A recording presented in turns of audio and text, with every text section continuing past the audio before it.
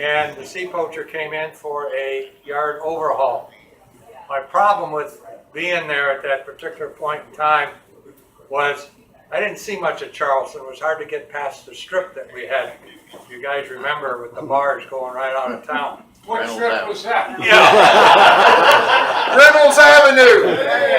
But to get to the yard, there were several things that was happening on board the boat. One of which was we had come back from a med cruise, and if you go to one of these cruises, they bring all the fresh vegetables on board from some of the ports, and you get an infestation of cockroaches aboard the boat. And we had cockroaches that would go ahead, and you would lay in your bunk at night, you'd look up, and here'd be one walking down. Some of them were big enough we gave them names because they would come back. And in those days, when we were in port in Key West, it was especially on a Sunday, if your family was in town, the captain would invite the family to come down, and after the crew had messed, you could go ahead and everybody from the family could go down and they'd cook them a nice meal. And it was interesting, one time I was sitting up on deck with a couple of the guys. We had the duty so we couldn't get all, couldn't go on to the barracks. Just sitting around after dinner, and the family was downstairs. And these cockroaches had a most inopportune time to show up. So here were these ladies, wives and sisters and mothers or whoever they were down there, and you heard out of the hatch a blood-curdling scream associated with the cockroaches. So the first thing that we had was this cockroach infestation. The next thing that would come along on board the boat was we had an adventure in Gitmo, which I'll never forget. Was for one time the air conditioning was working in other parts of the boat besides the wardroom. That's unusual. Yeah, it was unusual. So anyways, it was Gitmo in the summer would get unbearable heat. But here we had the air conditioning working on the boat. And what they did is we were running a charge at night. They raised the snorkel so we could shut everything off and we could get effect of the air conditioning. I slept in the battery, number 2 battery. There was about 36 of us had the different bunks in there. And here comes 1 o'clock in the morning, and there's a guy banging the nightstick, and it was the watch from the night, below deck's watch, and he was banging away because we're tied up at a pier in Gitmo, okay, charging the batteries overnight, get ready for the next day. And what had happened is there was a hydrogen alert. The alarms went off. So what does this guy do? First thing he does is turn the lights on. We were lucky that the ship didn't blow up, it could have blown right up. But what had evidently happened is one of the guys went ahead and had kicked a blanket up over the intake that would ventilate the battery compartment. But prior to this, we also had a hatch that wouldn't close all the way. I'll tell you the story about the hatch, which was the one that came out of the galley to the deck. So here we are now, we're told to abandon ship, 1 o'clock in the morning. And on the side of the dock is a destroyer. They have their watch up. Here comes all these submarine guys, their skivvies running out of the submarine onto the dock, and we're milling around. And the one guy I'll never forget, we had one of the grizzly old chiefs. He comes up there.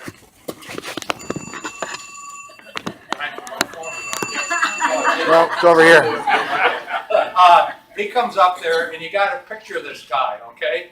He's a little bit bow-legged, he's in his skivvies, he's got his t-shirt on, okay? T-shirt, skivvies, kind of a shoe on, and he's got his chief's hat and a stub end of a cigar. And Barney. he's walking up and down that deck. Yeah, just mumbling and cursing and telling us all. And then by the time we got everybody out, which took forever, okay, we were told, go back, everything's clear. because whoever was in the blanket moved and the hydrogen levels went back down, going back to. I was wondering all the time what those surface craft guys thought was going on. The next morning. Chinese fire drill. Yeah.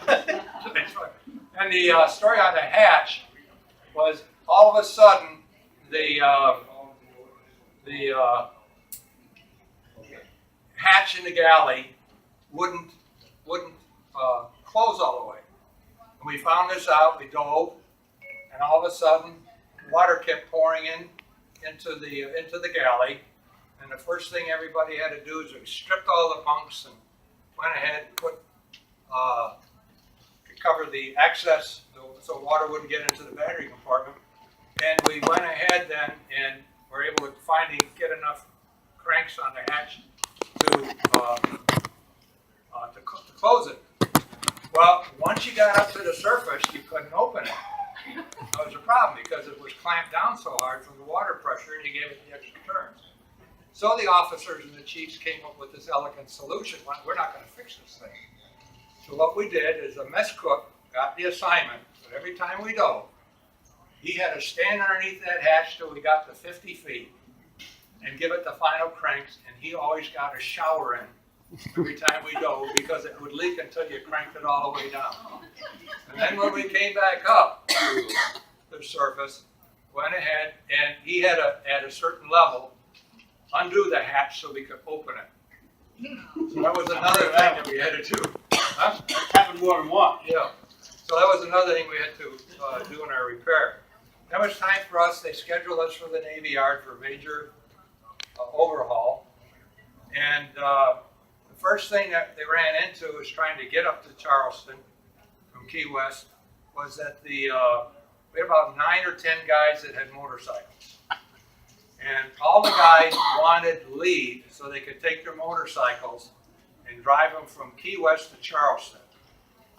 Well, the captain thought about this all while. He wasn't sure how many of them would make it. You know, they'd stop and drink, wouldn't make it across the bridge. Probably could lose half the motorcycle guys. So the decision was made that they would take the motorcycles, disassemble them. And here we had the lower decks of the forward and the aft torpedo room full of motorcycle parts. And that's how all the bikes got up to Charleston. The next thing, these bikes got all put together. And by the way, those guys had no Liggett. He was one of the guys that had a motorcycle. And once we got up there and the bikes got put back into service, amazing things happened. One thing that happened with these motorcycles is everything got chromed. The Navy Yard, of course, had a chroming facility. Had something to do with hams. But every one of those boats, chrome fenders, you know, all of this stuff. And they looked beautiful when they were done. How do you suppose we got the ceramic in the waterways? That was done. Yeah. Then the next event that occurred, we were in Charleston 1 week. Okay. First thing we ran into is the slush fund went broke. Okay. The next thing that happened is we had some crew members come late. So after 1 week, we got a speech at muster in the morning.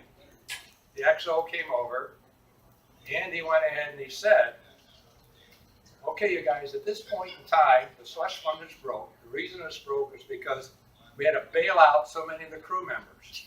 We had 7 guys thrown in jail already in that first week that we were there.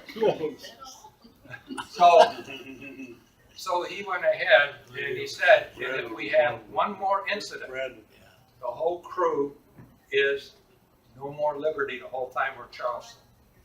Well, the chiefs got the message real quick, and they all counseled us that we were not to get into trouble anymore. And that worked, by the way. And one of the guys, at that time, I was still trying to get into the quartermaster gang. I was still working for Bulldog. Yeah. And one of the guys that got arrested was drinking in the bars in Charleston. and he got a bit rowdy. So the Charleston police, in their infinite wisdom, sent in, the bar called the police. They didn't call the shore patrol. They called the police. The police sent in plainclothes officers who came up and grabbed me by the shoulder. He took one look at this guy, didn't see a uniform, picked up his beer glass, and smashed him in the face. Split his 19 stitches, the guy in half. Well, this guy didn't come back. He wound up with a year in prison. He was a quartermaster. And when he left, that's how I got it. That was my introduction in the quartermaster gang. Okay, so now we're in Charleston, and people have cleaned up their act because of the pressure from the chiefs. And one of the things I did learn in the Navy was that first-class petty officers and chiefs did not pass out from drinking; they only fainted. So I figured, that was something to do with the rank has its privileges.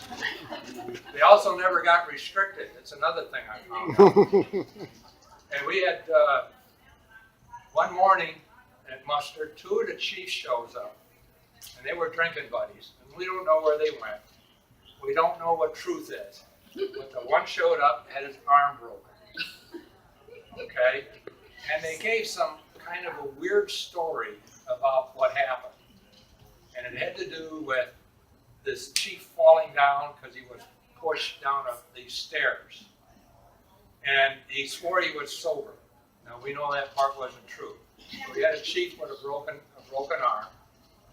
We had a bunch of the guys thrown in jail. And we continued our adventures in the Navy Yard. And then about halfway through, the ship was already starting to get welded. Seaports starting to get welded together because they put these big holes. To me it was a little bit disturbing. Here you are, there's your boat you're going to be on, and they take a torch. They cut, 5 or 6 foot section out of the hull, so we had to have new generators and motors put in. And they had to weld that all back together again. But anyways, as they were putting it, the boat was back intact again, and they were running a battery charge overnight. We always had 2 guys on the boat, and it was in the yard, in the dry dock. They were running a battery charge, and they had the hatch open, one hatch open, and I think it was in the conning tower, and that hatch to let the air come in. One of the yardsbird didn't know what was going on, went ahead and closed the hatch. Ooh. Shut the hatch, the vacuum went to I believe it was 11 inches of mercury or something. Yeah. And bingo, the engine shut off. Now the guys can't get out of the sub because there was air pressure and you couldn't open none of the hatches because you had a vacuum inside the boat. At that point in time, they fortunately were able to, make contact with somebody to come by and open the hatches for them. So at the end of the day, we finally got all done in Charleston, and we left. Everybody was happy. The motorcycles were all chrome, and we went on with our business.